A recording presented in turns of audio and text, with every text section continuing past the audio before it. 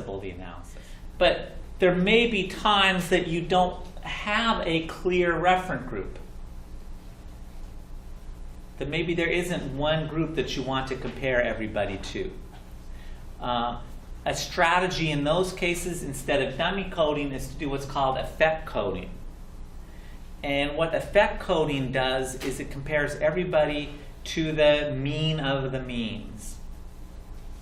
And I'm going to use that cumbersome language because it's the more, well, it's always correct in that sense.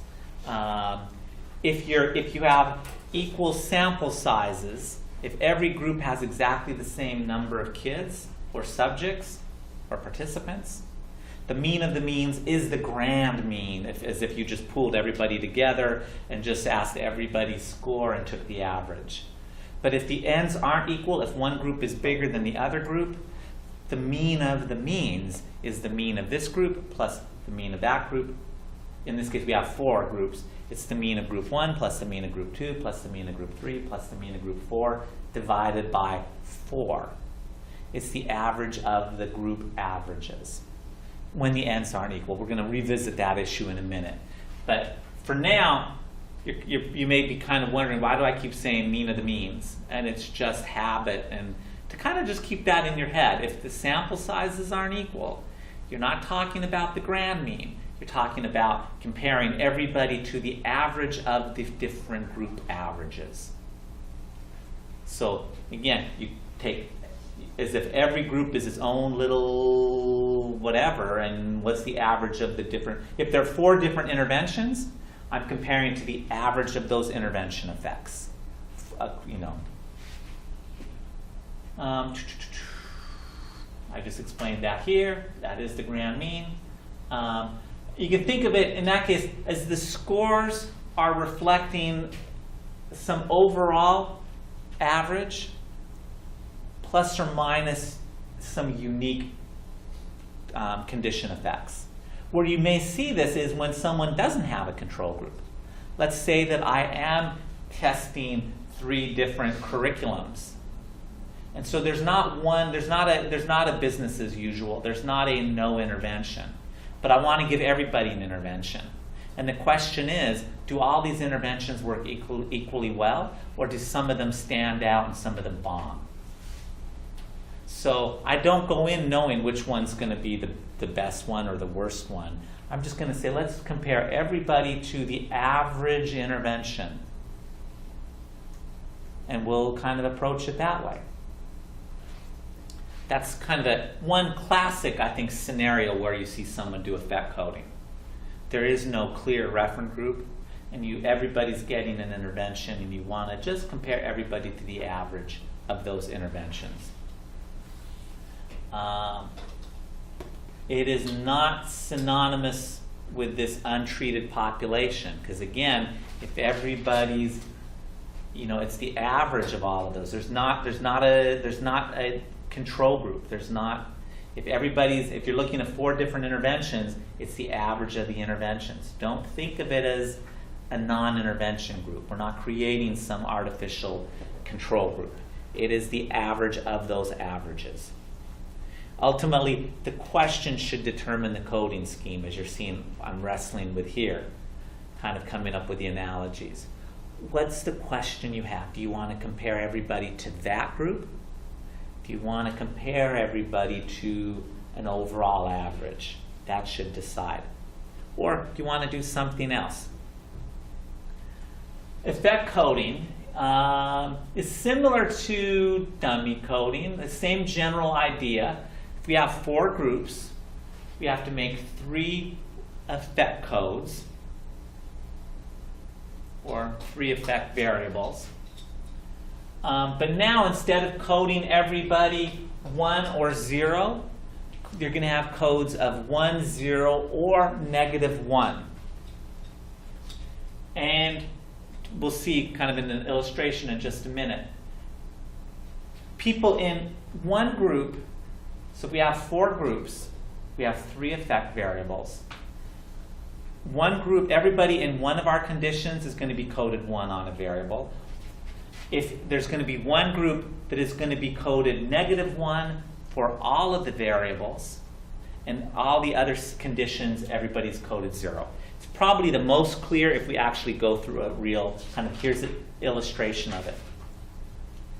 So I'm doing the same thing. Math, language, and intensive curriculum are my 3, but now I'm going to make them effect codes instead of dummy codes. And until we get to the referent group, or what was the referent group before, it's not a referent group anymore. It's not a referent group anymore. But until we get to that last group, it's very similar. Am I in the math focus? If my effect codes, if I'm going to make effect codes for math, language, and intensive curriculum, and these are going to reflect the variables, the conditions that I want to most easily test. You're still kind of stuck. One group is not going to be easy to test. So you make effect codes for the 3 groups that are the easiest ones to test. And you just ask, am I in the math focused? Yes. Oh, so the first kid's math focused. Am I in math focused? Yes, it's a 1. Then it's a 0, 0. Am I in the language focused? Yes, so I'm a 1 for language focused. And then 0 and 0 for the other 2. Am I in the intensive curriculum? Yes. So it's a 1, and I'm a 0, 0 for the other 2. And then the standard curriculum, which is not one of those codes, instead of in dummy coding, we made them the referent group and they were 0s on everything. In effect coding, they're -1 on everything. That's the difference. But we are not comparing everybody to effect coding. I'm sorry, with effect coding, we are not comparing them to the standard curriculum.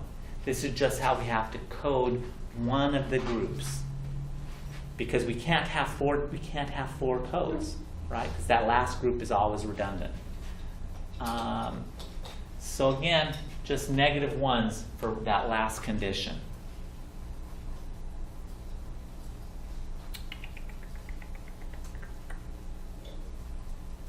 Just debating how far do we want to go.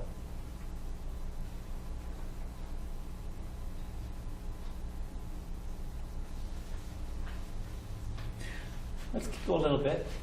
So here's descriptive statistics. A little not as useful in that sense because of the -1s as with dummy coding. If the ends are equal, the means will be 0 because you'll have just as many -1s as positive ones for every group. But interpreting the mean, that's just more of a little interest. You can't interpret the mean like we could with dummy coding, where you look at the average and it's like, oh, that's the proportion that are coded 1. You can't do that with effect coding. Here's the analysis. So I've gone through, we just took the exact same data. We analyzed it with dummy coding. I've recoded it with effect coding. Really, it just involves making all those 0s -1s. But we've got 3 new variables: intensive E, language E, math E, and that's the underscore E is just my way of saying they're effect codes, not dummy codes. We do an ANOVA.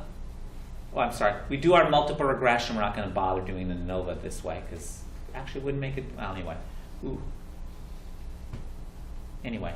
So we do our multiple regression. I enter the 3 variables for those academic curriculum, that academic curriculum variable. So we enter the set of 3 of them, the effect codes. With 3 and 396 degrees of freedom, F is 4.642. Our p-value is 0.003. Notice it's exactly the same effect. F is exactly the same as it was before, which may surprise you at first. Like, we just changed the variables around. How can we end up with exactly the same F value? But conceptually, when you think about it, it's still the same construct.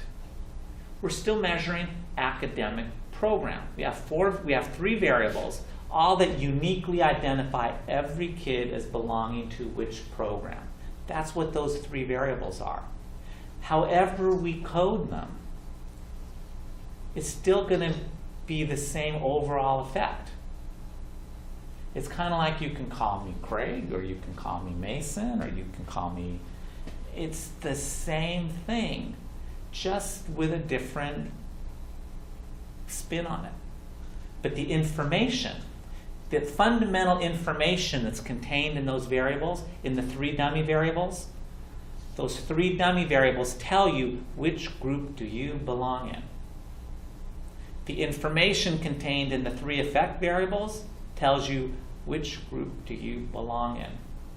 So the F is exactly the same. It's the exact same information that is being coded. It's the same academic program effect. In which case, it should be no surprise that the R squared is also exactly the same. It's the same R squared, 3.4% or 0.00 or 0.034. The coding's changed, but it's just as big of it. It still accounts for just which program you're in, still accounts for just as much variance as it did before. Now, what's kind of interesting is, notice our regression coefficients. They sure changed because they're asking different questions.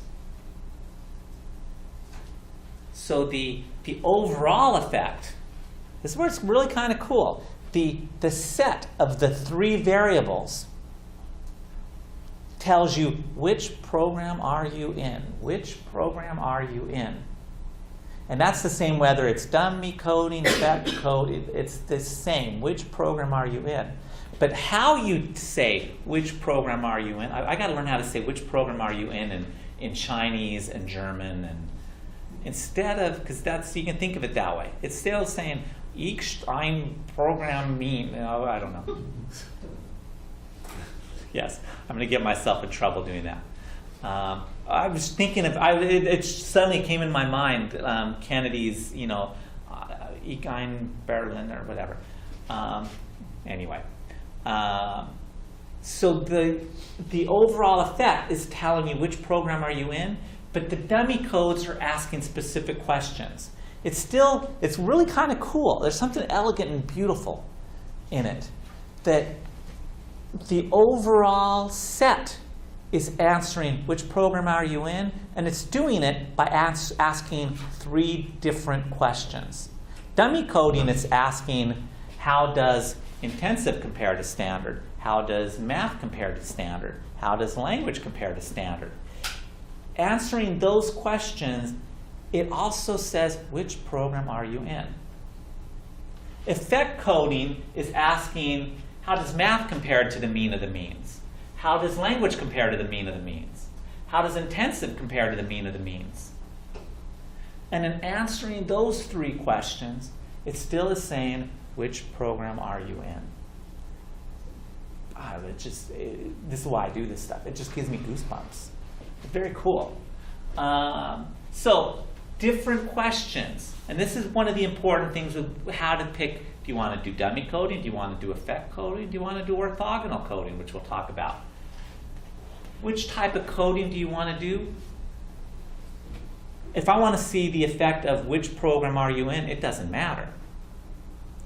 The coding tells you, you pick the coding based on what are the specific questions I want to ask. But which program are you in? The overall effect, it doesn't matter which coding you pick for the overall academic program effect. So let's take a look. The y-intercept, the constant, is 509.477. Right, we see that here. Now, let's take a look at the descriptive statistics.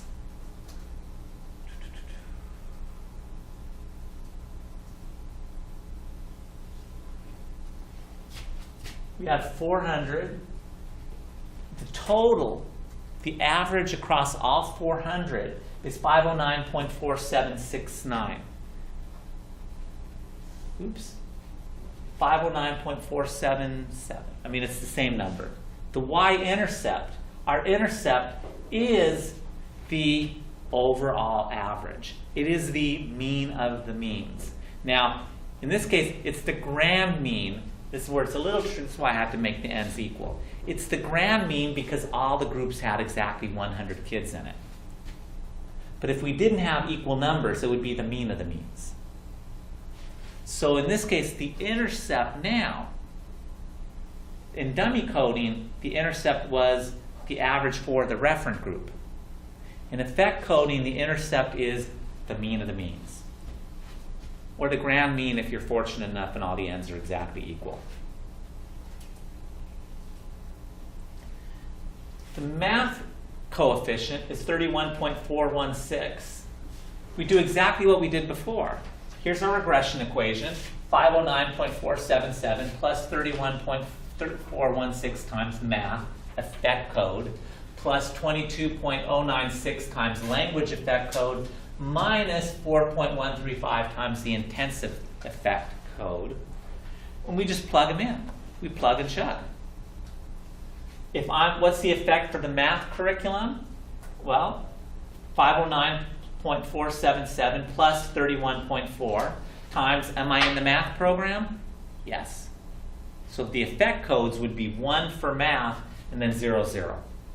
So they drop out, and I get 509 plus 31.416 is 540.893.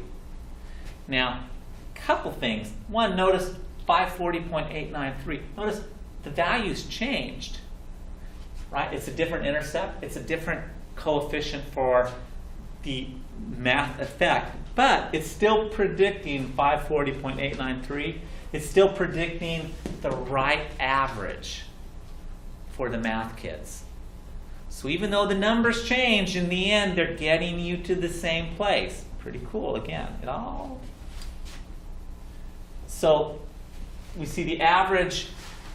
If we're predicting the average for that group, we still get the right number. But now the coefficient, the question is, we're comparing this 31 is how much higher or lower math is to a referent group. It's how much higher or lower the math group is to the mean of the means, that overall average curriculum effect. Is that significantly? They're doing higher than average, but are they doing significantly higher than that overall average? We see, yes, in fact, they are. T with 396 degrees of freedom is equal to 2.159. P is 0.031. The math program is significantly higher than the mean of the mean interventions. The mean of the intervention means. So that tells us, yeah, it's, the average is around here. Math's up here somewhere. That curriculum seemed to do something. What about the language curriculum? 509.477. If I'm in the language curriculum, I'm a 1 here, and then zeros for the other two. So that gives me 531.573 is the predicted score, or what we're calculating is the average for the language curriculum. And it better be the same value, which it is. So again, the numbers change, but they still add up in the end. Isn't that cool? The little things that bake my cookies. So that worked. Is that significantly higher? It's higher than the mean of the means, but is it significantly higher? Is that 22 so large that we're confident that it's not actually just 0 and no different than the average curriculum? No, it's not. T with 396 degrees of freedom is 1.519. P is 0.130, so it's not significantly different. We can do the same with the intensive. I'm going to go through this so that we can finish. I'm actually going to skip this one, other than you can see. Notice the intensive curriculum is a little bit lower than the mean of the means. Negative 4.135. But that you can anticipate, that is, the math still works out, so it did give us the correct predicted average. And that's definitely not significantly different from the mean of the means. At least it's not significantly poorer than the mean of the means. But they're about doing average. Then for the standard curriculum now it gets a little messy. Because remember, with dummy coding, the intercept was the average for the standard curriculum. But now the intercept is the mean of the means. So the standard curriculum, we had to have that one group that was coded -1, -1, -1. That's these guys. So we plug in -1 for everything. So now it's 509 plus 31 times -1 plus 22 times -1 plus -4 times -1. Blah, blah, blah. And you do all that and you come up with 460.1, which should sound familiar, was again the average for the standard curriculum. Now, the problem is that significantly lower than the mean of the means? We don't know. There's no test for that here. There actually are ways, and I apologize, I can't remember if he actually went into this in the book, but if he did, don't waste your time doing it. There's ways you can go through and based on those coefficients somehow figure out is it significantly. No, all you do is just run the analysis again. I mean, if you have to do it by hand, maybe you're looking for a shortcut. But just math the negative ones and rerun it with a different, and it'll do that. You'll end up with the exact same. As we saw, you can change the coding and you're going to come to the same numbers and the same conclusion, but you just make the standard curriculum one of your non-1 make someone else -1, -1, and you get the coefficient and that can test it directly for you if you want to compare standard to the mean of the means. So does effect coding more allow you to compare your effects or interventions to one another, more so than dummy coding where you're comparing it to? That is a beautiful question. The question for the video is, does effect coding let you compare the interventions one to each other versus better than with dummy coding where you're comparing everyone to just one intervention? Yes and no. I mean, yeah, I think yes and yes in terms of dummy coding, that you are comparing. With effect coding, you're not comparing everyone to one. You're comparing everyone to an overall average. But there's also a situation where you might want to compare not everybody to one and not everybody to an overall average, but maybe you want to compare these two conditions and those two conditions and maybe those two groups to each other. That's orthogonal coding, which we will get to next week. Perfect segue for the end of class tonight. So yes, good question. Thank you. And that's right on time.